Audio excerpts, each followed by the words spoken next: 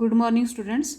आज आपण या व्हिडिओमध्ये सायन्स वनचं तुमचं जे पहिलं युनिट आहे ग्रॅव्हिटेशन, त्यातला शेवटचे जे दोन टॉपिक्स आहेत, first is gravitational potential energy आणि एस्केप वेलोसिटी, हे दोन टॉपिक्स आपण बघणार आहे. आता इथे आपल्याला सुरुवातीला काय दिलेलं आहे, आपल्याला पोटेन्शियल एनर्जी हा जो कन्सेप्ट आहे तो रिवाइज केलेला आहे. Potential energy, the concept we studied in last year. What is this energy? It is the energy stored in an object because of its position or state or configuration is called potential energy. एखाद्या particular पोझिशनमुळे एखाद्या ऑब्जेक्टमध्ये जी energy तयार होते, store होते, त्या एनर्जीला काय म्हणतात? Potential energy असं म्हणतात. जसं की ॲरो ऑन अ स्ट्रेच्ड बो किंवा water stored at high levels, या सगळ्यांमध्ये ही पोटेन्शियल एनर्जी असते. This energy is relative and increasing as we go to greater heights from the surface of the earth.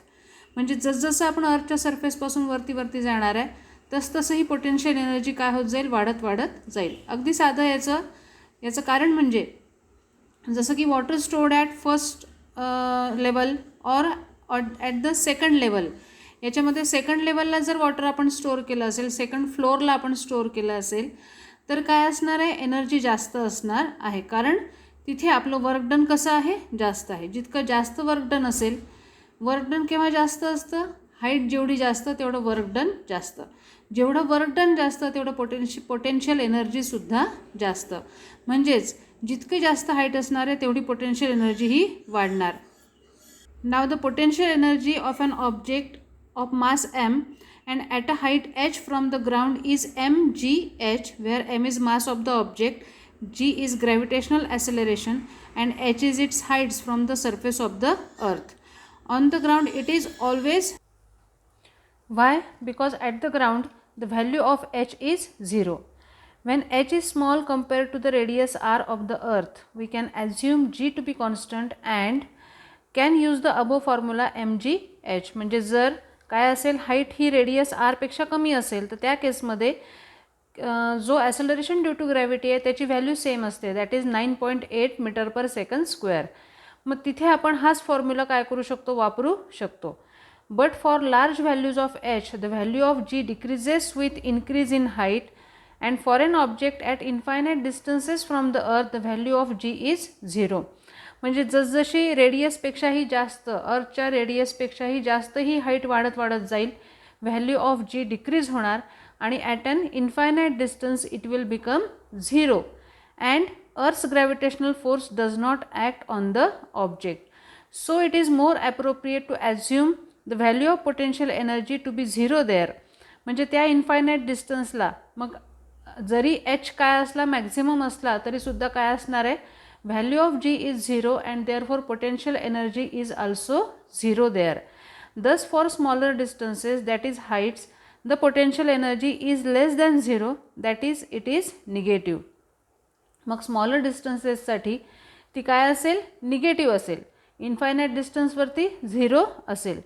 When an object is at height h from the surface of the earth, its potential energy is minus gmm upon r plus h, where capital M is the Earth's mass, capital R is its radius, g is constant of gravitation and what is h?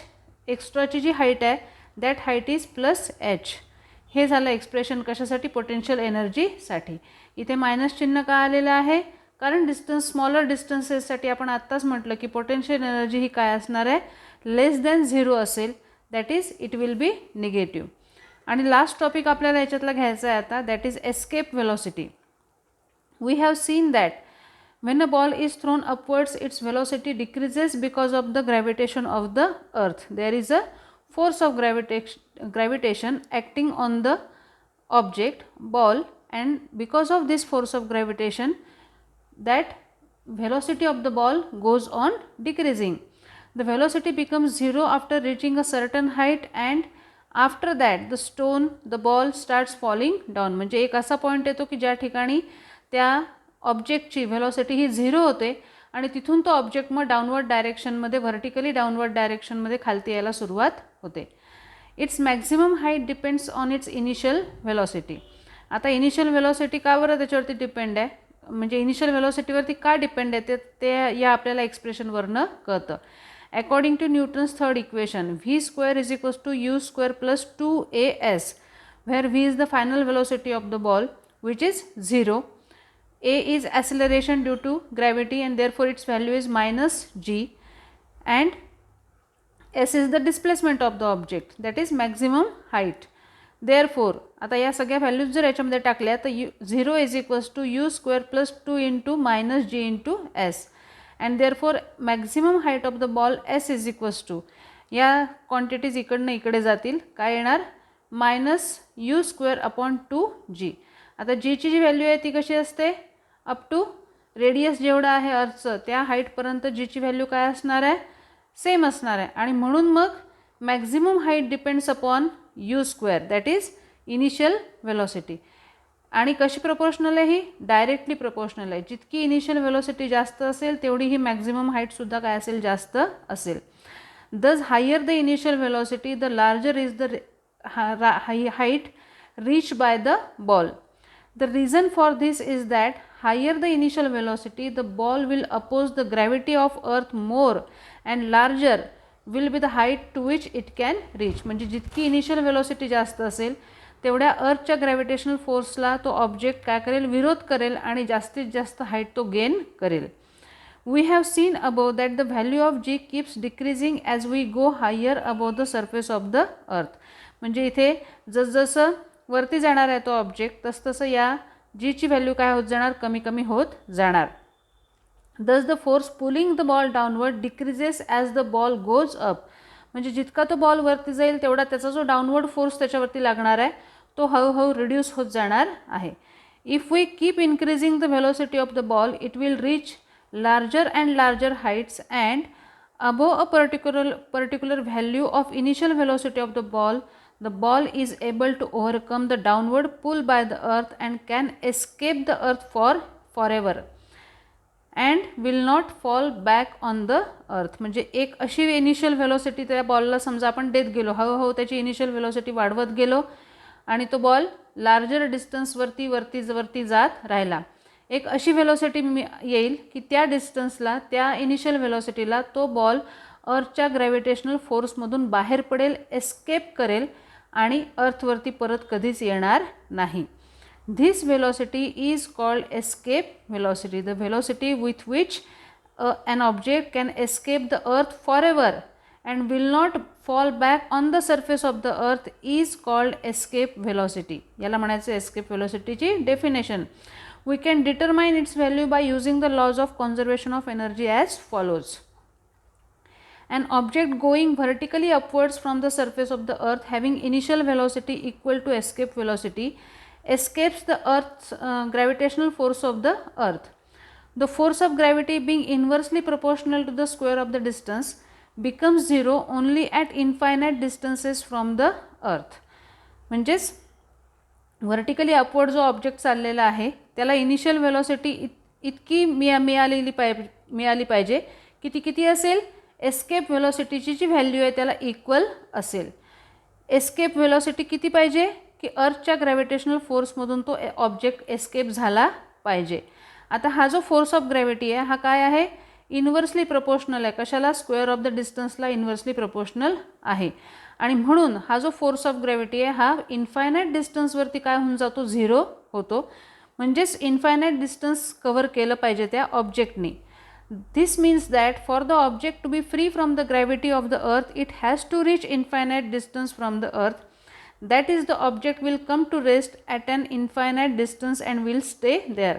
म्हणजे जर त्या ऑब्जेक्टने infinite distance cover केलं तर तो काय होईल, त्याच ठिकाणी थांबेल, अर्थवरती परत येणार नाही. म्हणून मग आता on the surface of the earth kinetic energy is 1/2 mv². Potential energy is gmm upon R. Total energy किती असेल त्या ऑब्जेक्टची, kinetic energy plus potential energy, that is 1/2 mv² minus gm upon R. आता at infinite distance kinetic energy is 0, potential energy is 0. Total energy E2 of the object is kinetic energy plus potential energy, that is equal to 0. Law of conservation of एनर्जीनुसार ऑब्जेक्टची energy कधीही कमी होणार नाही, म्हणून मग E1 आणि E2 या दोन्ही व्हॅल्यूज कशा असतील, इक्वल असतील. म्हणून मग 1/2 mv² minus GMM/r is equals to 0 असेल. ह्या व्हॅल्यूज इकडनं इकडे आल्या, 1/2 सुद्धा इकडनं इकडे आला. आपल्याला व्हेलॉसिटी काढायची आहे म्हणून v² फक्त या साईडला राहील. m जो आहे मास ऑफ द ऑब्जेक्ट हे काय होईल, दोन्ही साईडनी कॅन्सल होऊन जाईल. v² is equals to 2gm/r. Taking square root v is equals to 2gm/r. आता इथे gm/r म्हणजेच काय आहे, gm/r² म्हणजेच काय आहे, तर या ॲसेलरेशन ड्यू टू ग्रॅव्हिटीची किंमत आहे. म्हणून मग काय केलं इथे त्यांनी, आता r is the radius of the अर्थ, या सगळ्यांच्या व्हॅल्यूज टाकल्या तर ही किती येते किंमत, 11.2 kilometre per second. Means the spacecrafts which are sent to the moon और other planets have to have their initial velocity larger than the escape velocity so that they can overcome Earth's gravitational attraction and can travel to these objects.